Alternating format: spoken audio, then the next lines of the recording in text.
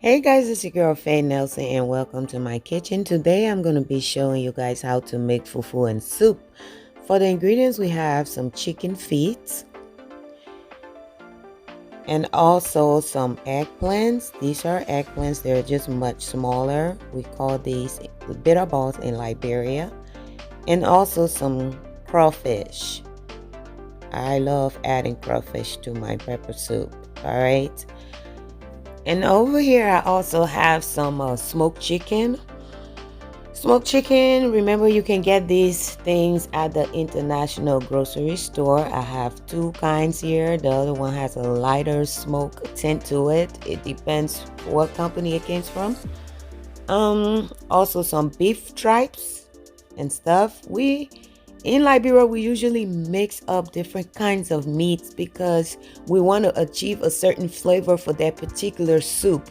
Not every African nation do it, but we are known for it in Liberia. I'm going to prep the chicken, wash it up, cut it up, and put it in the pot. All right.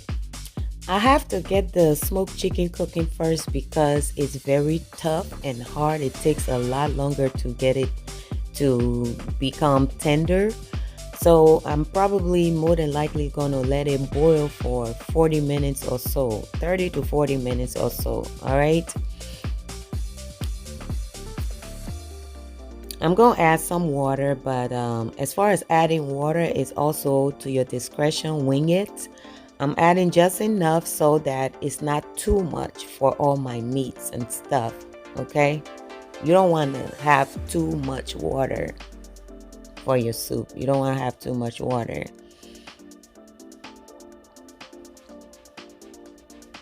This water is just enough for all my ingredients. So I'm going to take it to the stove and have it boil for, probably 30 to 45 minutes.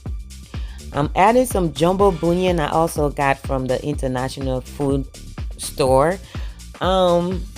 Listen guys, I use a lot of these because I prefer it over salt because salt is not all that healthy for the body. As you can see here, I only added a little bit of salt. All right, I probably use up to 6 or 8 of those bouillons. Back to the sink. For the chicken feet, yes, you have to remove those claws.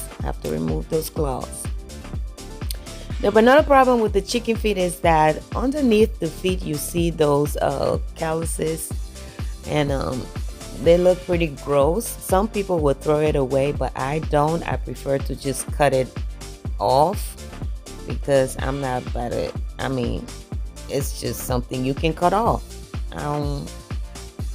I'd rather not throw it away. Okay, so I probably had about 4 or 5 of those chicken feet in there that had that little issue. All right, so you can either do that or throw it away, whatever you feel like doing. Got it all cut up. I'm gonna rinse the feet. You see, a lot of claws. You want to get that off.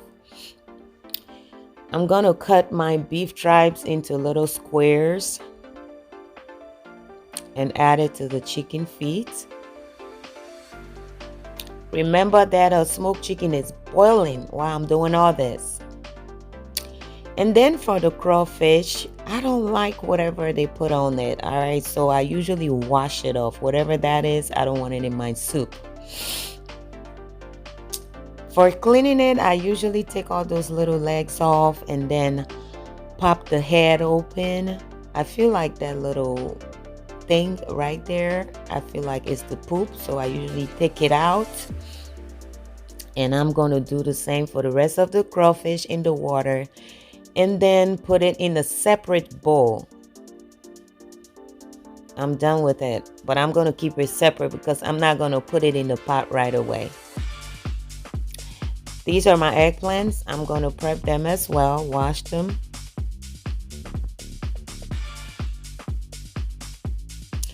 I have to remove that stem, but it's very hard because I kept these frozen so they don't go bad. So what I'm going to do, I'm just going to cut around it. I have to cut them anyways. I'm going to cut around it and just cut that off because it got frozen. It's kind of hard to just pick it off. I'm going to cut up all my little eggplants and take the stems off and add it to the chicken feet plus the beef tripe. Okay, back to the stove. Here's the smoked chicken that has been cooking for at least 40 to 45 minutes. We're going to add the chicken feet, the beef tripe, and the eggplant. All right. I'm going to mix it up and then cover that pot to allow it to cook for some time. Here, I'm going to add some hot pepper. It's pepper soup. It needs to be hot and spicy. Here, I have some dry shrimp. This is a different type of dry shrimp than the one you usually see me cook.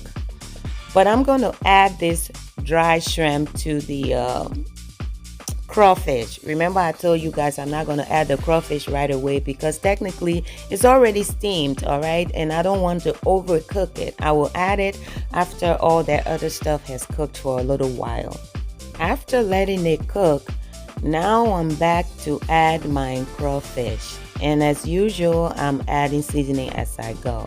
I'm going to add my crawfish and the dry shrimp plus some onions. And guys, I've added stuff like black pepper and maybe some more bouillon and a little bit of salt. All right, I'm going to cover my soup and let it cook. Back to the sink, I have some okra here. Sometimes when we make fufu and soup, some of us like to add okra to the top of it. So I'm going to cook my okra. And also in my hand here, you see those mini dry shrimp I usually add to my soup. This is actually different from the shrimp you seen earlier. The shrimp you seen earlier is cleaner and it has less, scent and flavor. This one has more scent, more flavor. And because it's so tiny, I gotta blend it. As you can see, I'm adding water from the soup because I don't want to add extra water. I don't like adding extra water because it may ruin the taste of the soup. But however, if you happen to, in the end, have so much salt in your soup and you got to add extra water, go ahead. But you want to, wing your seasoning as you go so you don't have to add extra water, okay? As you can see, after blending that to get it smooth, I added it to the soup. And also, just for a side note, I usually cook this soup between 5 and 7, never on high, because when I do that, it slow cooks without drying out fast and the soup tastes better. So I'm checking my okra. I'm going to add some bouillons to it, I gotta get it to have some taste, some seasoned taste, I'm gonna add some bouillons, and then this is the black pepper I use. This is really organic black pepper, also from the international grocery store. As you can see, it's really powdery. So yeah, it's different from the one in regular, American food chain stores. So I got my black pepper in there. I'm going to add a little bit of salt, just winging it as usual. As you can see, I'm adding more bouillon, winging it. And now let's get the fufu done. This is the fufu, plantain fufu powder, flour, or whatever. You get it also from the international grocery store. I'm going to open it and dump the entire thing in this plastic bowl because we're going to use this plastic bowl. We're going to put it in the microwave and cook it in the microwave. To add the water, you just basically need to wing it. Just watch what I'm doing here. I'm adding water as I mix it up with my hand. What I'm trying to do is break up that flour to get it to be nice and smooth. But add the water as you go. Don't just pour a whole lot of water in it, You want to take your time with that adding of the water because in the end, you want it to look like this. It's not too thick, it's not too watery, it's just in between. I'm going to cover it and stick it in the microwave. I'm going to bump it up to 25 minutes and I'm going to let it cook for the first 10 minutes before taking it out to mix it with the wooden stick.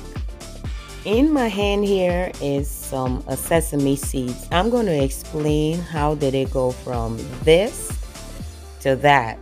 All right, so bear with me.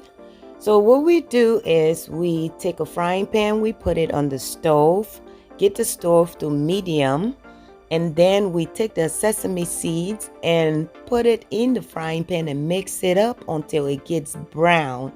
After it gets brown, we put it in the mortar and pound it with the pestle until it gets powdery like the one you see in the Ziploc bag. All right. I'm gonna open it and add it to the okra. The reason why I'm adding this as well is because in the end, when we ditch up the food and get ready to eat it, this is another kind of flavor that is being added to the fufu so that you really enjoy it. As you can see, I added a little more salt and bouillons. As always, we winging it. So now I got that masher, whatever it is.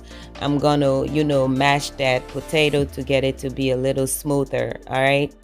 So here the fufu has been cooking for 10 minutes.